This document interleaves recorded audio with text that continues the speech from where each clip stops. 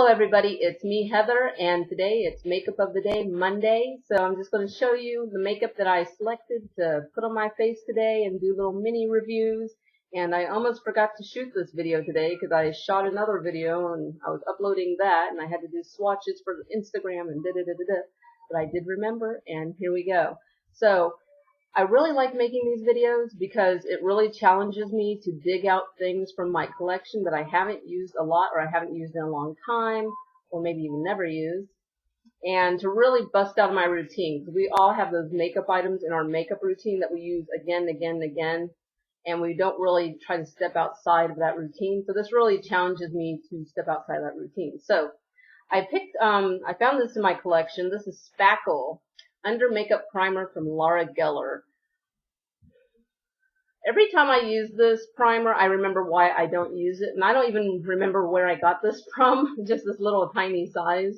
I don't even know how it got in my collection anymore.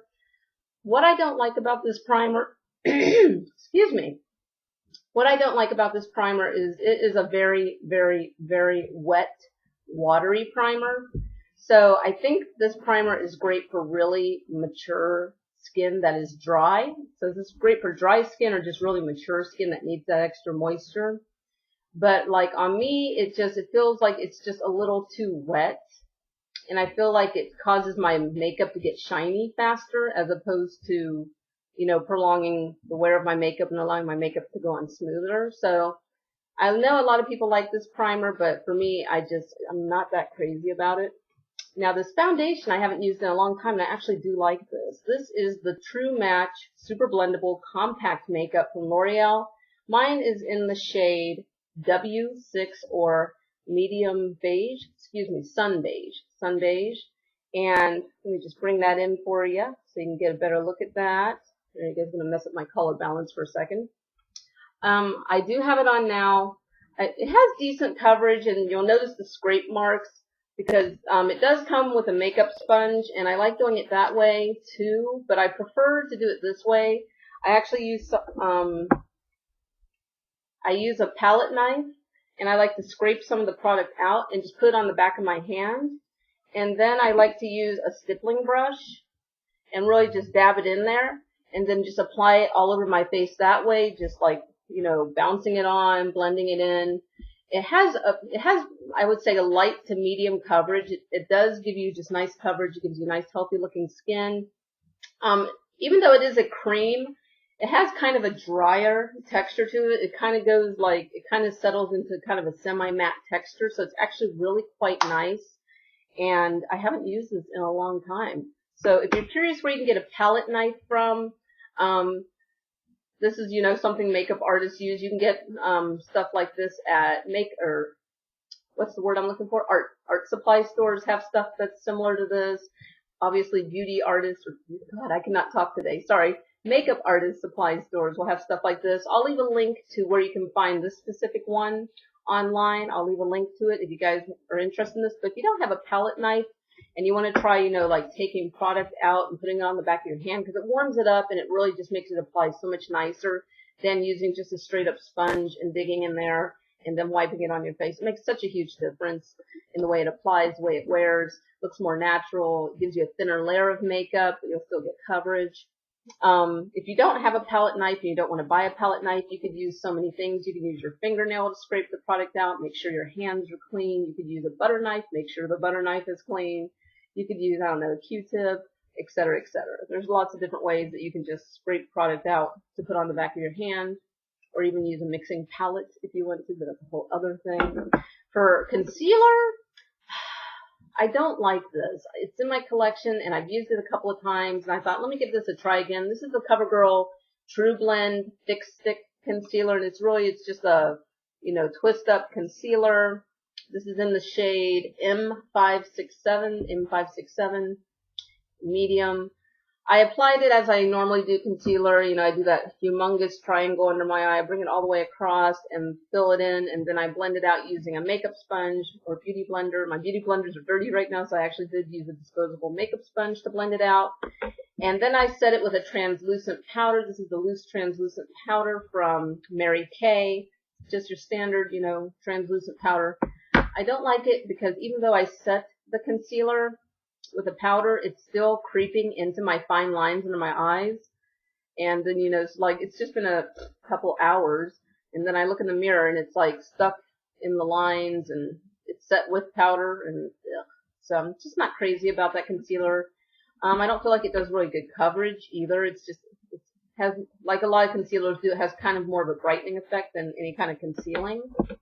I really don't care for it because I still feel like I have a lot of darkness under my eyes, and it didn't really brighten it or conceal it. And it's settling into my fine lines. So the eyeshadow primer I used today was different from what I usually use. This is the BareMinerals Prime Time Eyelid Primer. This one's okay. I don't use it a lot. It does actually remind me a lot of the Lorac Behind the Scenes Eye Primer. They have that same very wet texture, and it has kind of that nude skin tone that once you rub it in, it disappears. So it's a really wet texture. It's fine.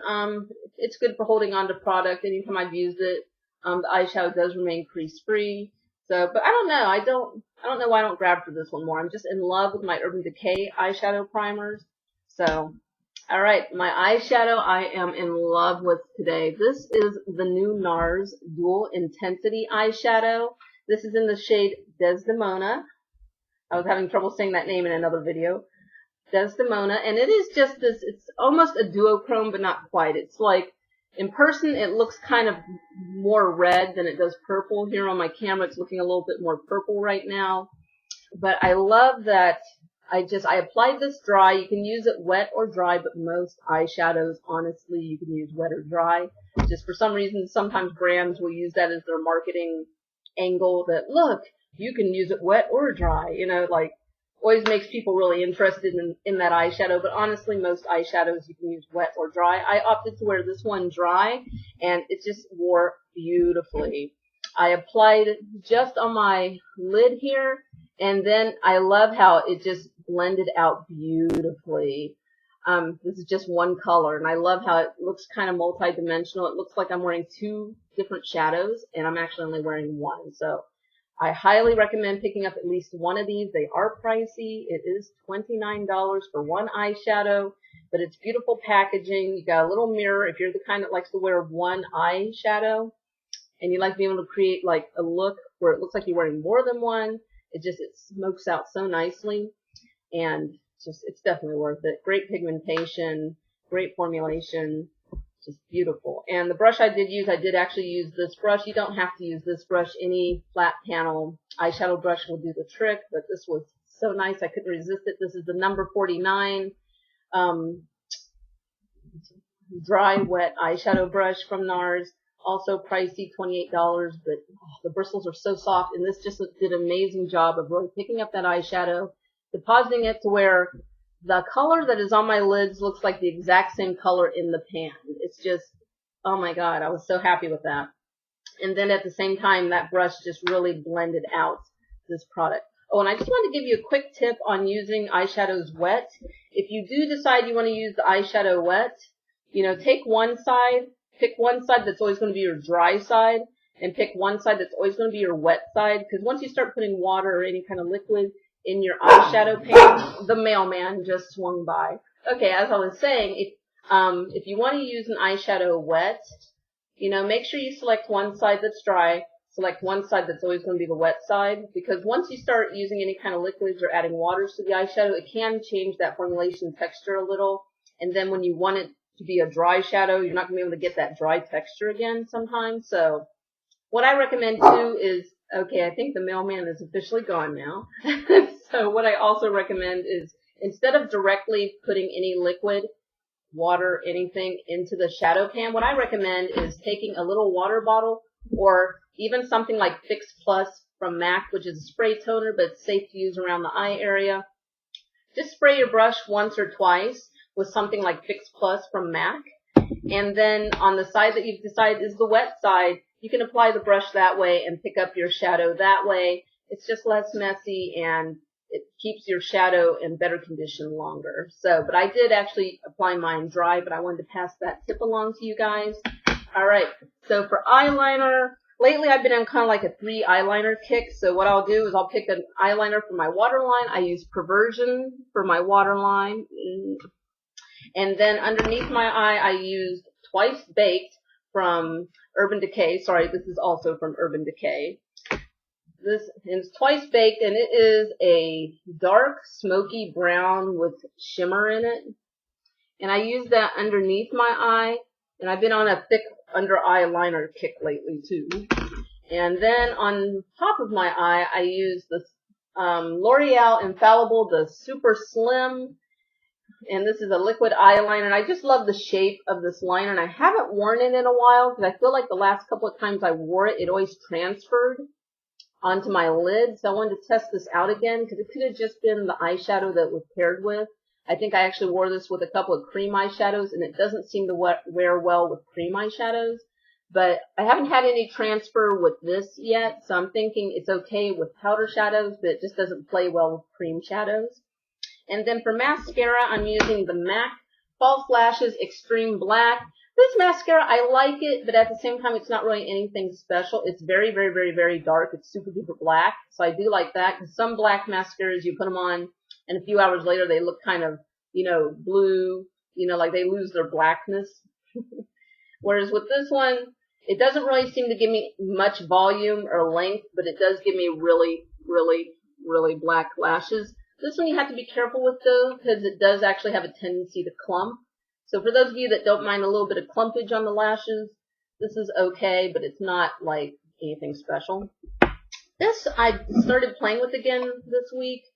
This is a palette I made from Inglot using their Freedom system, where I love these palettes, by the way, that you can just customize. Whoops, my finger totally just went in that black wax. So let me try that again without getting my finger dipped in the wax. There we go. I just wasn't paying attention.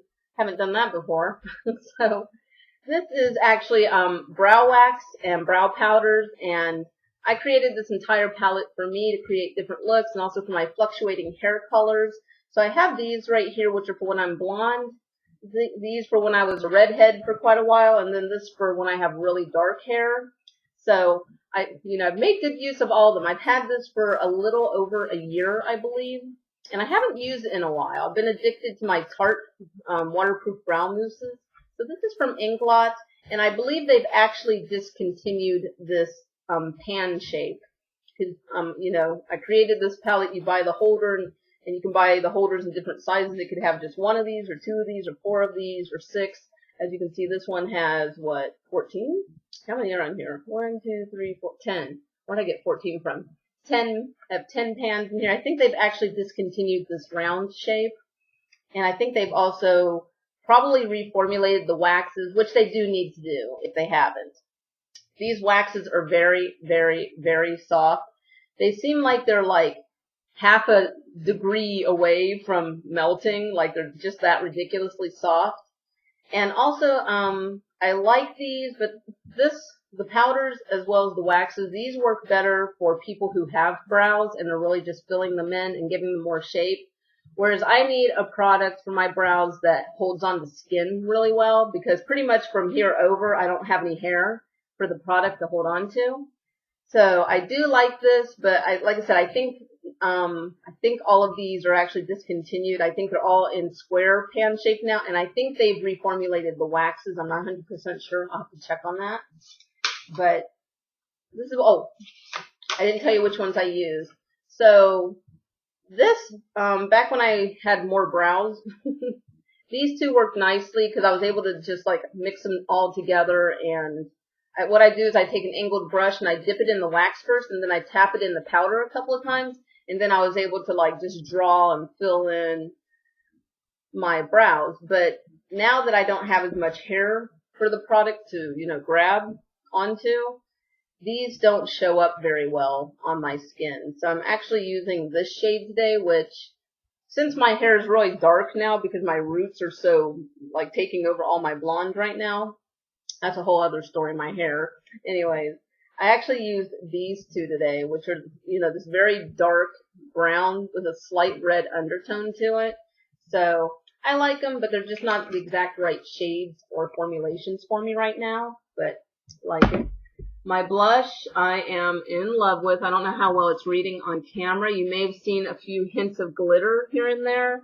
Normally I don't like glitter in my blush, but I am in love with this blush from NARS. This is one of their newest blushes that just came out. This is called Unlawful. It is a, as I describe it as a warm pink. Like, it's just a light, warm pink with silver glitter.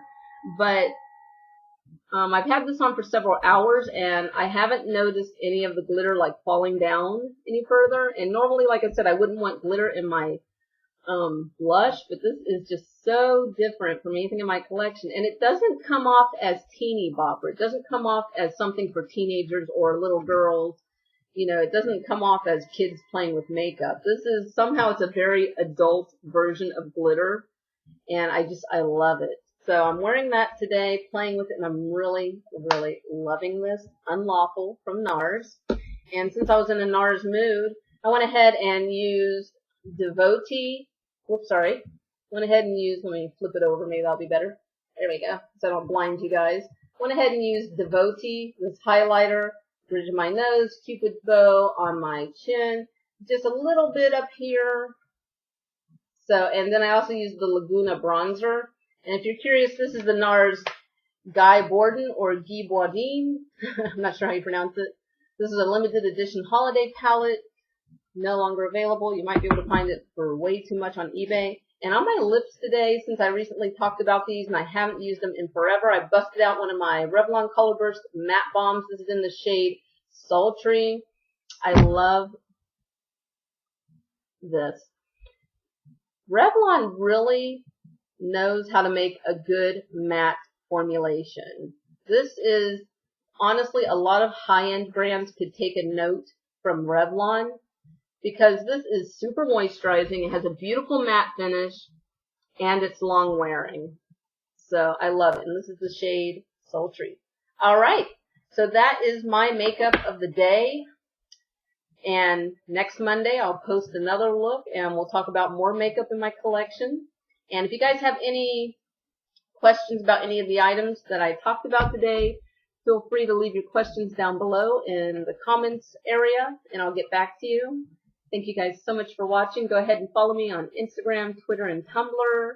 If you're not a subscriber, go ahead and hit that subscribe button. That way, next time I make a video and upload it, I can pop up in your subscriber feed, or subscription feed. And yeah, that's it. Thank you guys so much for watching, and I'll see you in the next video.